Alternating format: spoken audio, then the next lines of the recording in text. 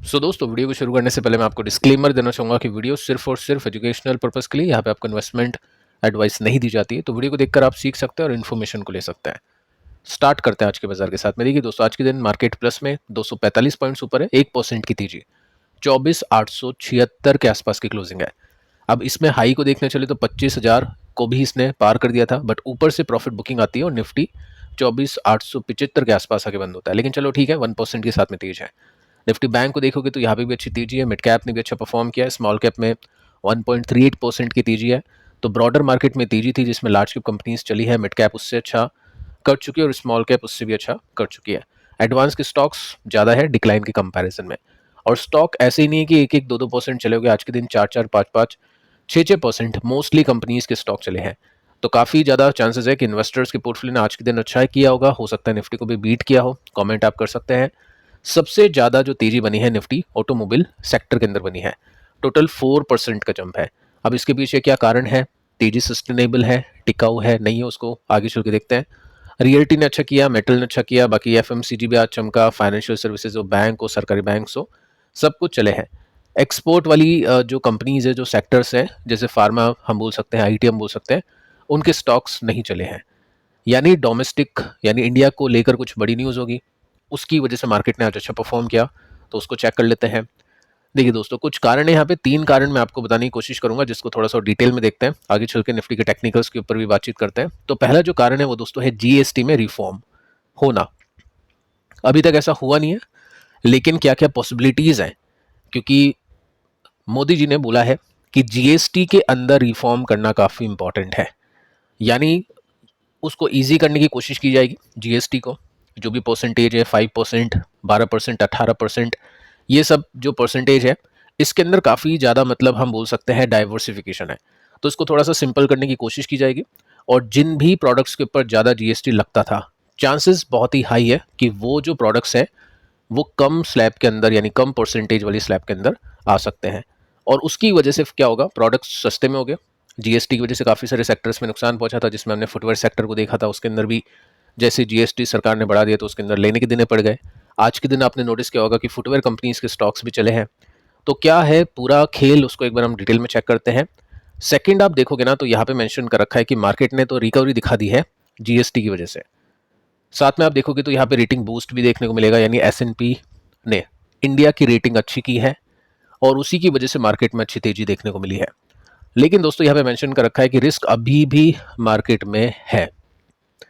तो इन्वेस्टर को कैश में शिफ्ट होना चाहिए या फिर गोल्ड को लेना चाहिए, ये मतलब इस आर्टिकल में बताने की कोशिश की है। अब वो इन्वेस्टर को करना क्या चाहिए, कैश में शिफ्ट होना चाहिए, गोल्ड लेना चाहिए, वो तो एक आर्टिकल को देखकर हम नहीं कर सकते। वो तो अपने को पूरी डिटेल देखनी पड़ेगी, उसके साथ में अपनी क्या है रिस्क एपेटाइट है, रिटर्न्स की क्या एक्सपेक्टेशन है, क्या रिस्क रिवॉर्ड रेशियो है, वो सब चीज़ें मैटर करती है। देखो दोस्तों, 3 कारण यहाँ पे मेंशन कर रखे हैं। सबसे पहला कारण ये है एस&पी अपग्रेड। इंडिया की जो क्रेडिट रेटिंग है उसको एस&पी ने अपग्रेड किया है, बहुत बड़ी बात है। जहाँ पे ट्रम्प बोल रहे हैं कि इंडिया की इकोनॉमी बहुत ही स्लो है, डेड इकोनॉमी है, लेकिन उसी के साथ में एस&पी ने, जो कि यूएस हम बोल सकते हैं, वहाँ से रेटिंग अपग्रेड मिल चुकी है। सेकेंड आप देखोगे ना, तो जीएसटी रिफॉर्म, इसका मोमेंटम आज आपको यहाँ पे देखने को मिला है। अब एक चीज़ आप नोटिस करना कि जीएसटी में हम क्या एक्सपेक्ट कर सकते हैं कि टैक्स कम होगा। अब जब भी टैक्स कम होता है ना, तो स्टॉक मार्केट अच्छा करता है, ऑब्वियस है। जैसे हमने इनकम टैक्स का देखा था, उसके बाद भी मार्केट ने अच्छा किया था। एक्सपेक्टेशन ये थी कि जैसे ही ये 12 लाख का जो स्लैब इन्होंने किया है और भी काफ़ी सारे जो मेजर चेंजेस किए हैं, इसकी वजह से जनता के हाथ में पैसे बचेंगे। पैसे बचेंगे तो वो खर्च हो गए, और खर्च हो गए तो अल्टीमेटली इकोनॉमी को फ़ायदा होगा। लेकिन उसकी वजह से आपको याद होगा, मार्केट 1 दिन चला, 2 दिन चला, लेकिन वापस से स्टॉक मार्केट जो भी अभी सिचुएशन चल रही है, उस समय जो भी सिचुएशन चल रही है उसके हिसाब से चल रहे थे। तो पॉइंट ये है कि जीएसटी रिफॉर्म अभी तक हुआ नहीं है, एक्सपेक्टेशन है, उसकी वजह से आज के दिन मार्केट में अच्छी तेजी बनी है। तो ऐसी तेजी को कभी भी टिकाऊ तेजी नहीं बोल सकते हैं, लेकिन अगर जो मार्केट सोच रहा है, मार्केट ने जितना भी पॉजिटिव अभी सोचा है, मैं आपको बताऊंगा क्या क्या मार्केट सोच रहा है, वैसा हो जाता है, तो डेफिनेटली फिर कोई दिक्कत वाली बात नहीं है। फिर तेजी बनी, वो टिकाऊ तेजी हम मान लेंगे उसको। अब देखिए दोस्तों, यहाँ पे आप 2 पॉइंट आप देख चुके हैं। तीसरा पॉइंट जो एक बड़ा पॉइंट है मेरे हिसाब से, तो क्योंकि ट्रंप का जो टैरिफ है अभी वही मार्केट को नीचे लेकर जाने की कोशिश कर रहा है। तो यहाँ पे दोस्तों आप नोटिस कर सकते हैं कि डोनाल्ड ट्रंप ने हिंट दिया है रिकंसीडरेशन, यानी दोबारा से विचार किया जाएगा जो सेकेंडरी टैरिफ लगा है इंडिया के ऊपर उसके बारे में। सो ये काफ़ी पॉजिटिव एक सेंटिमेंट क्रिएट कर चुका है और इसकी वजह से भी मार्केट के अंदर आज अच्छी खासी तेजी देखने को मिली है। ठीक है, तो ये 3 पॉइंट है और तीनों पॉइंट की वजह से आज के दिन मार्केट ने काफ़ी अच्छा परफॉर्म किया है। अब इसको हम थोड़ा सा और डिटेल में देखते हैं। यहाँ पे देखिए मेंशन कर रखा है कि ये सब चीज़ें तो है मार्केट के अंदर, स्टिल मार्केट के अंदर ग्लोबल रिस्क है। अभी भी वॉलेटिलिटी की एक्सपेक्टेशन है 2025 में एक्सपर्ट्स की तरफ से। टैरिफ अभी तक ऐसा कुछ हुआ नहीं, देखो सब एक्सपेक्टेशन का खेल। अभी न्यूज़ आई है उसके हिसाब से होता है तो वेल एंड गुड, लेकिन अभी जो एक्सपेक्टेशन है उसके हिसाब से मार्केट चल गया, लेकिन अभी भी टैरिफ है मार्केट के अंदर, अभी भी पुराने जीएसटी है मार्केट के अंदर। साथ में आप देखोगे तो एलिवेटेड वैल्यूएशन, जो वैल्यूएशन अभी ऊपर गई है, नंबर्स अच्छे आए नहीं है कंपनीज के, स्टिल स्टॉक की वैल्यूएशन काफ़ी हाई है क्योंकि डीआईएस के पास में अच्छे पैसे आ रहे हैं, वो खरीदते जा रहे हैं। तो ये जो रिस्क फैक्टर है अभी भी मार्केट में बने हुए हैं। ठीक है, अब आगे चलते हैं और यहाँ पे आप देखोगे ना तो गोल्ड में भी तेजी बनी। जब भी कुछ ऐसा होता है ना कि चलो स्टॉक मार्केट चल गया तो क्या होता है, मोस्टली गोल्ड के प्राइसेस में गिरावट आती है, क्योंकि लोग ये सोचते हैं अब गोल्ड में क्यों पैसे लगाए जब मार्केट इतना अच्छा हो चुका है, मार्केट के अंदर इतनी अच्छी न्यूज़ आ चुकी है, मार्केट में कंपनीज के नंबर्स अच्छे आने वाले हैं, कस्टमर या कंज्यूमर्स होते हैं वो अपना स्पेंडिंग बढ़ा देंगे, कंपनी की प्रॉफिट अच्छा आएगा। तो गोल्ड में इन्वेस्ट करने का मतलब नहीं है स्टॉक मार्केट में अपन इन्वेस्ट करेंगे। और जब भी मार्केट खराब होता है ना कि नंबर्स खराब आने वाले हैं, स्पेंडिंग गिर सकती है, डिमांड कम होगी, खर्चा बढ़ेगा नहीं, मतलब जो भी है प्रॉफिट कंपनी के कुछ खास नहीं आएंगे, तो गोल्ड में इन्वेस्ट करता है, तो गोल्ड के प्राइसेस बढ़ते हैं। लेकिन अभी हुआ क्या है, स्टॉक मार्केट और गोल्ड दोनों चले हैं। तो देखिए दोस्तों, एक तो पॉइंट ये हो सकता है कि इन्वेस्टर, एक पॉइंट यही नहीं हो सकता, मतलब यही एक पॉइंट है कि इन्वेस्टर ने स्टॉक मार्केट के अंदर पैसे डाले ये सब चीज़ें सोच के कि जीएसटी रिफॉर्म होगा, टैक्स कम हो जाएगा, ट्रंप दोबारा से कंसीडर करेगा टैरिफ को लेकर, एसएनपी ने भी अपग्रेड की है रेटिंग, तो चलो स्टॉक मार्केट में पैसे लगाने चाहिए। लेकिन उसके साथ में हेजिंग भी की है गोल्ड को खरीद के, कि मान लो हमने स्टॉक मार्केट में पैसे लगा दिए, लेकिन अगर वो सही नहीं हुआ, जो भी अभी एक्सपेक्टेशन है वैसा हुआ नहीं, और वो मार्केट वापस से नीचे जाएगा, तो क्या होगा, उस समय गोल्ड चलेगा। तो इसका मतलब ये है कि इन्वेस्टर इतने कुछ खास कॉन्फिडेंट देखने को नहीं मिल रहा है, क्योंकि साथ में गोल्ड को भी बाय किया है और गोल्ड के अंदर भी हेजिंग की है। हेजिंग मैं आपको बता चुका हूँ गोल्ड में किस तरह से करते हैं। ईटीएफ्स अवेलेबल होते हैं अपने ब्रोकिंग एप्लीकेशंस में। अगर आपको गोल्ड में इन्वेस्ट करना है तो गोल्ड के जैसे जैसे प्राइसेस चलते हैं वैसे उस ईटीएफ के भी प्राइसेस चलते हैं, चाहे वो ऊपर हो या नीचे हो, स्लो होता है काफ़ी। ठीक है, तो ये सब चीज़ें हेजिंग के लिए यूज़ की जाती है, रिटर्न्स बनाने के लिए यूज़ नहीं की जाती, वो थोड़ा सा आपको ध्यान में रखना है। गोल्ड अभी चला है कुछ टाइम में, 3-4 साल में अच्छा चल चुका है, लेकिन उसका मतलब ये मतलब नहीं है कि इसके लॉन्ग टर्म के सीएजीआर निफ्टी को बीट कर चुके हो गए, ऐसा कुछ नहीं है। निफ्टी के सीएजीआर डबल डिजिट में आते हैं, गोल्ड के सीएजीआर सिंगल डिजिट में आते हैं, तो डिपेंड करता है इन्वेस्टर टू इन्वेस्टर। साथ में एचएसबीसी ने यहाँ पे लिफ्ट की है गोल्ड की फोरकास्ट, गोल्ड के टारगेट अच्छे दिए हैं, तो इस वजह से गोल्ड में भी आज हमने तेजी देखी है। ठीक है, अब देखिए यहाँ पे बोला जा चुका है इन्वेस्टर्स को, एक्सपर्ट्स की तरफ से कि क्या करना चाहिए ऐसे मार्केट के अंदर। देखो सिंपल सा है, ऐसा मार्केट हो या वैसा मार्केट हो, हमेशा बैलेंस्ड एलोकेशन मार्केट में होना चाहिए। अब यहाँ पे गोल्ड की भी बात कर रखी, देखो गोल्ड में मैं पर्सनली तो ठीक है ऐसा कुछ है नहीं कुछ खास, 100% इक्विटी रहती है मेरी, लेकिन ठीक है जो भी नए इन्वेस्टर है या फिर जो भी अपने कैपिटल को प्रोटेक्ट करना चाहते हैं, बड़ा पैसा बना चुके हैं या एज उनकी ज़्यादा है, डेफिनेटली गोल्ड में आपको लगाना चाहिए, गोल्ड में इन्वेस्ट करना चाहिए। सो बैलेंस एलोकेशन का मतलब यहाँ पे गोल्ड से है, लेकिन मेरी जो बैलेंस एलोकेशन होती है वो लार्ज, मिड और स्मॉल कैप का जो बैलेंस होता है, या तो मैंने डिसाइड कर रखा है कि मुझे लार्ज कैप में 50% रखना है, मिड कैप में 30% रखना है, स्मॉल में 20% रखना है, तो ये मैं मेंटेन करके चलता हूँ। अगर कुछ ज़्यादा हो जाता है तो उसको बेच के मेंटेन हो जाता है, किसी का कम हो जाता है तो उसको बाय कर लेता है। ठीक है, अब जो अग्रेसिव इन्वेस्टर होते हैं, जैसे मान लो मैंने ये डिसाइड कर रखा हो कि मुझे लार्ज कैप में लगाना है 33%, मिड कैप में 33%, स्मॉल कैप में 33%, ऐसे करके मैं मेरे पैसे डिवाइड कर दूंगा। लार्ज कैप से मुझको मिलेगी स्टेबिलिटी, स्मॉल और मिड कैप से मुझे मिलेगी ग्रोथ। तो वो ये बैलेंस को मेंटेन रखते हैं। मेंटेन कैसे रखते हैं, अगर कुछ बढ़ गया ज़्यादा, लार्ज कैप बढ़ गया तो लार्ज कैप से प्रॉफिट बुक करके स्मॉल में इन्वेस्ट कर दो, स्मॉल मिड कैप बढ़ गया तो उसमें से प्रॉफिट बुक करके लार्ज कैप में इन्वेस्ट कर दो, तो ऐसे बैलेंस होता है। ठीक है, तो वो सब चीज़ें बैलेंस एलोकेशन होना चाहिए मेरे हिसाब से। सो ये अभी कहानी है। अब थोड़ा सा डिटेल में आते हैं। देखो जीएसटी रिफॉर्म 2.0, इसको बताने से पहले मैं आपको ये बताना चाहूँगा कि ये जो रिफॉर्म है ये दिवाली से पहले पहले तक हो सकते हैं, हिंट दिया है।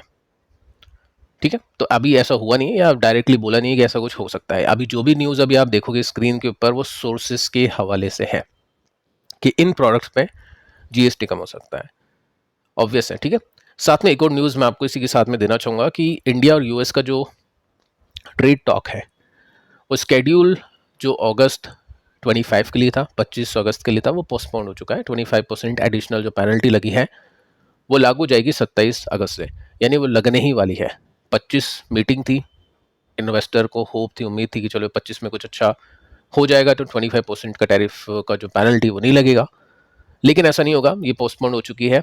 यूएस ने मना कर दिया मीटिंग करने से 25 को, तो 27 से ये पेनल्टी लगने वाली है इंडिया के ऊपर। ये एक नेगेटिव न्यूज़ है जो आज मार्केट ने नहीं देखी, जिसको हो सकता है कल देखे, हो सकता है परसों देखे। ठीक है, तो ये भी आपको थोड़ा सा ध्यान रखना है। अब दोस्तों जीएसटी रिफॉर्म पे आते हैं और देखते हैं क्या चीज़ सस्ती हुई है, क्या महंगी हुई है। महंगा तो चलो कुछ नहीं है, सस्ते की यहाँ पे बातें कर रखी है। महंगा भी चलो एक दो प्रोडक्ट हुए वो भी मैं आपको बता देता हूँ। ठीक है, यहाँ पे मेंशन कर रखा है। ठीक है, कौन सी चीज़ें सस्ती हुई है उसको देखते हैं।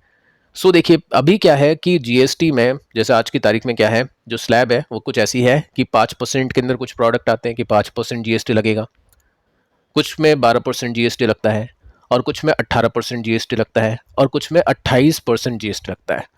28% मैक्सिमम है, जिसमें कोल्ड ड्रिंक्स वगैरह भी आ जाती है, वीबीएल के भी जो आइटम्स हम बोल सकते हैं वो भी आ जाते हैं। ठीक है, सो ये सब चीज़ें आप यहाँ पे देख सकते हैं। लेकिन अब क्या होगा, सोर्सेस ने बोला है मिंट को। देखिए सोर्सेस के हवाले से न्यूज़ है कि जो भी ऐसे प्रोडक्ट्स हैं जिन पे 12% जीएसटी है, हो सकता है उन पे घटा के 5% कर दिया जाए। यानी 12% में जो भी प्रोडक्ट्स हैं वो 5% पे आएगी। बहुत बड़ी बात है क्योंकि बहुत सारे प्रोडक्ट्स हैं 12% के अंदर। So it's a good news, बहुत अच्छी न्यूज़ है। ठीक है, साथ में अगर आप देखोगे ना तो यहाँ पे मेंशन कर रखा है कि ऐसा हो सकता है कि 28% जो जीएसटी लगता है जिस भी प्रोडक्ट के ऊपर, वो अब 18% की कैटेगरी में आ जाएंगे। सो 12 वाले का चले गए 5 में, और 28 वाले का चले गए 18 में चले गए। बहुत अच्छी बात है, काफ़ी अच्छा बेनिफिट मिलेगा। साथ में आप देख सकते हैं कि सरकार ने ऐड किया है एक और नंबर जो कि है 40% का। अब उसमें ऐसे गुड्स आएंगे जो मतलब हम बोल सकते हैं जैसे इस तरह की गुड्स है, सिगरेट हो गई, दारू हो गई, तंबाकू हो गया। ठीक है, तो यहाँ पे ये प्रोडक्ट्स आ सकते हैं। इनके ऊपर कितना था, 28% था, अब ये बढ़ के 40% होगा। अब एक चीज़ आपने नोटिस की होगी, आज के दिन बिकाजी चल गया, आज के दिन डी मार्ट चल गया, ये कंपनीज चल गई, तो एफएमसीजी में वीबीएल क्यों नहीं चला? क्योंकि मार्केट को डर है कहीं उसमें भी ऐसा नहीं हो जाए कि 28% कोल्ड ड्रिंक के ऊपर था तो वो बढ़ा के 40% हो जाए, क्योंकि जिन पे 28% है उन पे बढ़ सकता है, वो 40% पहुंच सकता है। सिगरेट, तंबाकू, बियर, साथ में हम ये cold drinks, carbonated drinks, soft drinks, इनको भी इंक्लूड कर लेते हैं कभी कभी, तो ये डर था। ठीक है, तो ये 3 कैटेगरीज होगी। तो यहाँ पे मेंशन कर रखा है कि सोर्सेज के हवाले से ये न्यूज़ है कि अब आपको 4% की जो स्लैब है वो देखने को नहीं मिलेगी, 3 की मिलेगी, जिसमें 5% आता है, 18% आता है, और 40% आता है। ठीक है, तो ये एक अच्छी न्यूज़ है। अगर ऐसा हो जाता है तो मार्केट को काफ़ी अच्छा फ़ायदा मिलेगा, ऑब्वियस है। और इसके कुछ नुकसान भी है, वो भी मैं आपको आगे चल के बताऊंगा। देखो अब यहाँ पे मेंशन कर रखा है कि कौन कौन से प्रोडक्ट सस्ते हो सकते हैं। एवरीडे जो भी एसेंशियल्स होते हैं, जिसमें ग्रोसरी आइटम्स होते हैं, फूड होते हैं, फ्रूट्स होते हैं, वेजिटेबल्स होते हैं, मैक्सिमम इनका ही यूज़ होता है, मतलब हर घर में होता है। बाकी कोई कुछ और खरीदे नहीं खरीदे, ये तो खरीदेगा, तो बहुत बड़ी बात है। मेडिसिन हो गई यहाँ पे, इलेक्ट्रॉनिक्स हो गई जिसमें एसी आते हैं, टीवी आते हैं, फ्रिज आते हैं, वॉशिंग मशीन आते हैं। अब एक चीज़ आप नोटिस करो, यहाँ पे ग्रोसरी वाला तो चलो ठीक है, सेगमेंट इनके स्टॉक चल गए, फ्रूट्स वगैरह ये सब चीज़ें ठीक है। प्रॉब्लम क्या हो सकती है अब, जो नेगेटिव है इसके अंदर, वो ये है कि हो सकता है या तो कस्टमर डिले करे अपनी बाइंग को। अभी किसी को टीवी, फ्रिज, एसी या फिर गाड़ी खरीदनी हो मान लो, वो थोड़ा सा वेट कर लेगा कि कुछ महीनों की बात है, दिवाली तक की बात है, मैं बाद में खरीद लूंगा। तो अभी क्या होगा, इन कंपनीज के प्रोडक्ट्स हो सकता है कम बिके। ये नेगेटिव है पॉइंट कंपनीज के लिए। सेकंड, इन कंपनीज को इन्वेंट्री लॉसेस भी होगा, क्योंकि जो प्रोडक्ट्स इन्होंने बना दिए हैं, देखो जीएसटी का इम्पैक्ट इनके ऊपर भी होगा। एसी बनाने के लिए, टीवी बनाने के लिए, या जो भी कुछ बनाने के लिए, ये भी तो प्रोडक्ट्स कहीं से बाय करते हैं, तो उनके ऊपर भी तो ये जीएसटी देते हैं। तो आगे इनको भी जीएसटी कम देना पड़ेगा, तब जाके कस्टमर को भी ये सस्ते में बेच सकते हैं। लेकिन क्या होगा, अभी जो इन्होंने प्रोडक्ट्स बना लिए हैं वो हाई जीएसटी पे करके बनाए हैं, और वो इन्वेंट्री अभी बिकेगी नहीं, कस्टमर डिले कर सकते हैं, और वो इन्वेंट्री फिर बाद में इनको सस्ते में निपटानी पड़ेगी। सो ये दो जो पॉइंट है वो नेगेटिव है, जो शायद अभी आर्टिकल में या कहीं और हो सकता है आपको सुनने को ना मिले, लेकिन हाँ ये पॉइंट्स आपको थोड़ा सा ध्यान में रखना है। साथ में आप देख सकते हैं एग्रीकल्चर इक्विपमेंट, ये भी सस्ते हो जाएंगे, अच्छी न्यूज़ है। और जो भी प्रोडक्ट्स है ना ऐसे जो 12% के स्लैब के अंदर आते हैं, मिल्क, ड्राई फ्रूट, ये सब बहुत सारे प्रोडक्ट्स है, 12% के अंदर मैक्सिमम प्रोडक्ट्स है, ये सब 5% के अंदर आ सकते हैं। साथ में देखो यहाँ पे क्या मेंशन कर रखा है, फुटवेयर जो 1000 रुपये से कीमत के कम के हैं, हो सकता है उन पर 12% नहीं लग के 5% लग जाए। सो इसी की वजह से आज के दिन जो कंपनीज है ना उनके स्टॉक्स में तेजी मिली। जैसे रिलैक्सो का स्टॉक चला, कैंपस का चला, आगे चल के एक बार मैं आपको प्राइस भी बता दूंगा, साथ में आप देख सकते हैं। बड़ी बात देखो ये है, अभी तक कुछ कंफर्मेशन नहीं है। कंफर्मेशन ऐसे मेंशन कर रखा है कि ऑटोमोबाइल्स पर क्या होगा, टैक्स कम होगा नहीं होगा, वो अभी तक बताने की बात यहाँ पे नहीं की है। तो आज के दिन जो मारुति चला है, टीवीएस चला है, एमएनएम चला है, ठीक है, वो कल हो सकता है नहीं चले। अगर कुछ ऐसा होता है जो इस आर्टिकल में यानी स्लाइड में मेंशन कर रखा है कि अभी तक ऐसा कुछ ऑटोमोबाइल के ऊपर बोला नहीं है, तो स्टॉक नीचे आ सकता है। ठीक है, तो अभी जस्ट यहाँ पे एंटिसिपेशन है, यहाँ पे एक्सपेक्टेशंस है, और उसके हिसाब से मार्केट ने परफॉर्म किया। जैसे आप देख सकते हैं आईटीसी को लेकर एक्सपेक्टेशन है, ये सिगरेट वाली बात जो हमने देखा 40% के अंदर ये पहुंच जाएगा। हर बजट के अंदर अपन ये सोचते हैं कि नहीं पहुंचा तो ठीक है, स्टॉक चल जाता है। आज के दिन टोटल मार्केट ऊपर, ये 1.5% नीचे है। रिलैक्स आप देख सकते हैं, रिलैक्स नहीं था आज के दिन, 7% के साथ में तेजी में था। और कैंपस की बात करें तो यहाँ पे 4% की तेजी, क्योंकि 1000 रुपये से कम की कीमत के जो जूते हैं ना, कैंपस से ज़्यादा रिलैक्सो बनाता है, तो उसके अंदर थोड़ा सा ज़्यादा जीएसटी का बेनिफिट उसको मिल सकता है। सो ये कुछ पॉइंट थे जिसकी वजह से आज के दिन आपने देखा यहाँ पे अच्छा माहौल। दोनों पॉइंट मैं आपको बता चुका हूँ, पॉजिटिव भी आपको बता चुका हूँ और इसके नेगेटिव पॉइंट्स भी मैं आपको दोनों बता चुका हूँ। आप देखो यहाँ पे जो तेजी बनी है, एक ऐसी न्यूज़ की वजह से बनी है जो कि सोर्सेज के हवाले से आई है, जो कि एक हिंट है, पुख्ता खबर नहीं है। तो मार्केट ने जस्ट एक्सपेक्टेशन के हिसाब से कामकाज किया। यहाँ पे अगर आप देखोगे ना तो एक ब्रेकआउट तो आपको सिंपली देखने को मिल जाएगा। अभी मैं आपको डे चार्ट के अंदर बता देता हूँ, चलो उसी में देखते हैं हम। यहाँ पे आप देख सकते हैं, यहाँ पे एक जो बॉक्स हमने देखा था निफ्टी जिसमें परफॉर्म करा था, तो उसको इसने पार कर दिया है। लेकिन यहाँ पे कैंडल अगर आप देखोगे ना तो ये आपको लाल कैंडल देखने को मिलेगी, रेड कैंडल, गैप अप है बट रेड है। इसका मतलब क्या है कि निफ्टी जहाँ पे खुला था उससे नीचे जाके निफ्टी ने क्लोजिंग दी है। यानी मार्केट ने, जो भी स्मार्ट प्लेयर्स है, इसका फायदा उठाया अपने प्रॉफिट को बुक करने के अंदर। ये जो अच्छी न्यूज़ थी, जो छुट्टियाँ थी, उसकी वजह से मार्केट ने अच्छा परफॉर्म कर दिया, लेकिन ऊपर से प्रॉफिट भी बुक हुआ। तो कहने का मतलब ये है, सिंपल सा डेटा बनाना है आपको, कंपनीज को देखना है कौन कौन सी कंपनीज के स्टॉक्स चले हैं, कितने चले हैं, उनको थोड़ा सा आपको एक्स्ट्रा उसके ऊपर ध्यान देना है, क्योंकि हो सकता है उनको सबसे ज़्यादा फायदा हो। जैसे मैं आपको बता चुका हूँ, वीबीएल क्यों नहीं चला, उसके पीछे का कारण है 40%। आईटीसी क्यों नहीं चला, उसके पीछे का कारण है। टाटा मोटर क्यों नहीं चला, मारुति चला क्यों, वो आगे वीडियोज़ के अंदर अपन बातचीत करते हैं, तो थोड़ा सा वो चीज़ आपको देखनी है। और ये मार्केट देखिए दोस्तों, ऐसा ही है, कब क्या होगा पता नहीं है। तो सिस्टमेटिकली जो भी इन्वेस्ट करता है, अपनी एसेट एलोकेशन को फॉलो करता है, अच्छी कंपनीज में इन्वेस्ट करता है, टेक्निकल्स को देखता है, फंडामेंटल्स को देखता है, उसके प्रॉफिट्स बनते हैं। ठीक है, और स्टॉक्स को लेकर जो भी मतलब डिस्कशन है आगे चल के करते हैं। बाकी अभी फिलहाल दोस्तों इस वीडियो में इतना ही। पिछले 2 वीडियोस मतलब ये 2-3 दिन पुराने वीडियोस है, सीखने के हिसाब से ठीक है, अगर आप चाहो तो इनको भी देख सकते हैं। मिलते हैं नेक्स्ट वीडियो में, तब तक के लिए बाय बाय।